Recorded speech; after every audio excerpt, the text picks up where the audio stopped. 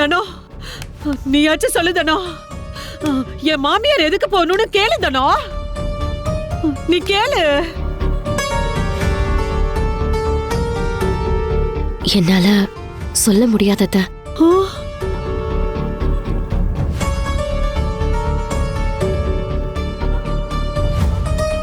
அவங்க சொன்ன மாதிரி இந்த வீட்டு மேல எனக்கு இருக்கிற அதே உரிமை அவங்களுக்கும் இருக்கு.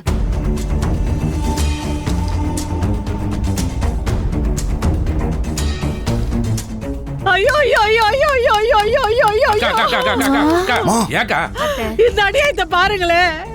நான் பெத்ததும் சரியில்லை, வாச்சதும் சரியில்லை.